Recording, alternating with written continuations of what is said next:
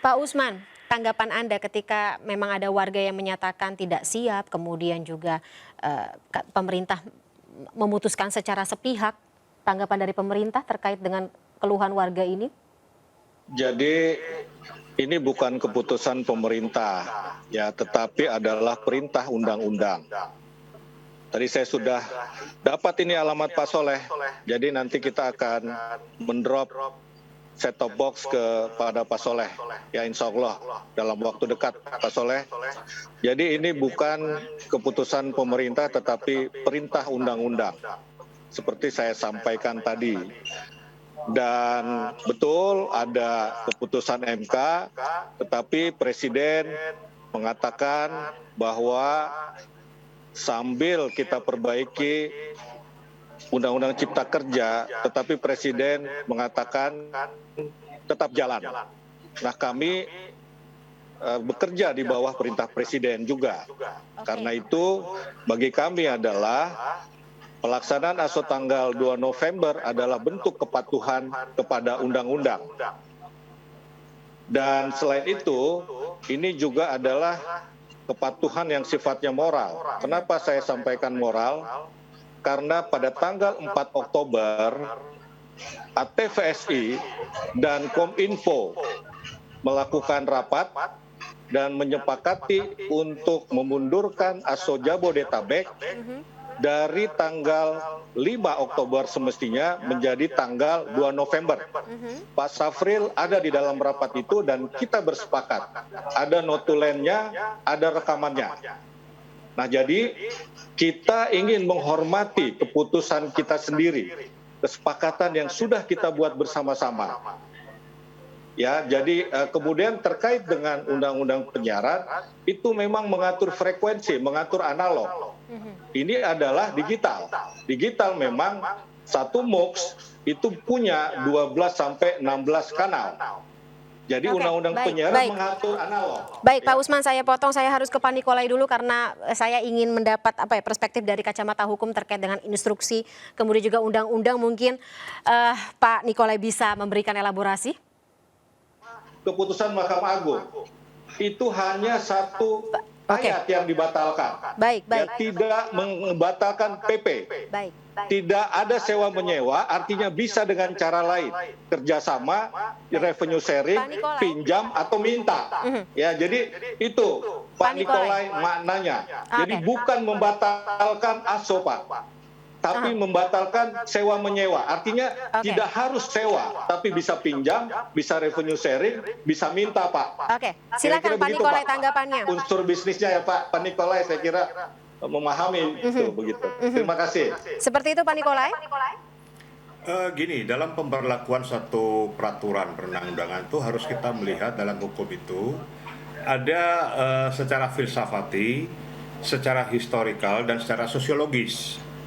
Nah, itu pertama. Yang kedua, kita mengacu kepada Undang-Undang Nomor 15 Tahun 2019 tentang perubahan atas Undang-Undang 12 Tahun 2011, di mana peraturan yang lebih rendah tidak boleh bertentangan dengan peraturan yang lebih tinggi. Itu ya, itu yang disebut dengan lex superior derogat legi inferiori, dalam hukum itu ada. Nah, oleh karena itu, dasar hukum yang dipakai oleh Kominfo itu sebenarnya bukan Undang-Undang Ciptaker, tetapi Peraturan Pemerintah Nomor 46 2021. Sedangkan Undang-Undang Ciptaker itu oleh Mahkamah Konstitusi itu kan masih dalam tahap perbaikan. Artinya dalam tahap perbaikan itu tidak diberlakukan dahulu.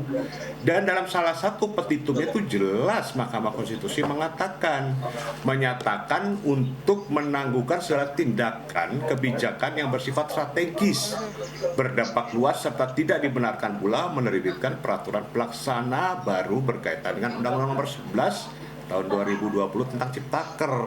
Nah, kalau saya melihat tentang permasalahan hukumnya, maka saya katakan bahwa kebijakan tersebut adalah cacat hukum karena bertentangan dengan undang-undang yang lebih tinggi di atasnya. Itu permasalahannya. Sedangkan kalau dikatakan bahwa itu berdasarkan Undang Nomor 11 tahun 2020 tentang Ciptaker, dan Undang-Undang Ciptaker itu sendiri masih debatable, masih belum jelas karena Mahkamah Konstitusi pun masih memberikan waktu. Jadi tidak dan sudah ada keputusan dari Mahkamah Konstitusi untuk tidak boleh melakukan tindakan kebijakan yang bersifat strategis, berdampak luas dan tidak dibenarkan menerbitkan peraturan pemerintah. Nah, kita mau bekerja bukan atas dasar perintah presiden, tapi atas dasar perintah undang-undang. Karena presiden pun bekerja atas dasar perintah undang-undang. Kalau bekerja atas Sebagai dasar eksekutif, ya. presiden, itu namanya otoritarisme. Tetapi kalau atas berdasarkan perintah undang-undang, itu namanya kita bekerja berdasarkan Baik. legalisme. Pak Usman, monggo tanggapannya. Pak Usman masih di mute. Pak Nikolai, tadi saya katakan nomor 1, kami melaksanakan ASO justru melaksanakan perintah undang-undang Cipta Kerja, Pak. Nomor 2 baru melaksanakan perintah presiden karena presiden mengatakan jalan. Begitu, Pak. Justru tidak melakukan ASO adalah bentuk pelanggaran Undang-Undang Cipta Kerja. Itu menurut kami, Pak. Loh, Undang-Undang Cipta Kerja oleh Mahkamah Konstitusi itu masih di hold, belum diberlakukan. Nah, mau diberlakukan dengan atas dasar apa? Iya kan? Nah, sementara Kominfo atau pemerintah telah menciptakan Peraturan Pemerintah Nomor 46 Tahun 2021. Peraturan pemerintah itu dibuat, Pak, sebelum keputusan MK itu ada, Pak. Jadi Betul. sudah ada PP-nya, Pak. Jadi Betul. PP itu kan tidak berlaku surut, Pak. Betul. Keputusan MK itu tidak berlaku surut, Pak. Ya kan? Keputusan MK Iya, itu artinya final and itu binding, Pak. dibuatnya, PP-nya itu dibuat setelah muncul keputusan MK, Pak. Jadi itu, Pak. Putusan MK itu dibuat tahun 2020, Pak. PP Iya, itu itu memang 2021. Bagaimana? Ya, itu pokoknya lebih sudah. lebih Iya. duluan putusan MK Iya. daripada PP. Iya, PP 2021, MK 2020. Iya, Dan tetapi setelah ada putusan MK, maka tidak boleh melakukan apa-apa setelah putusan MK.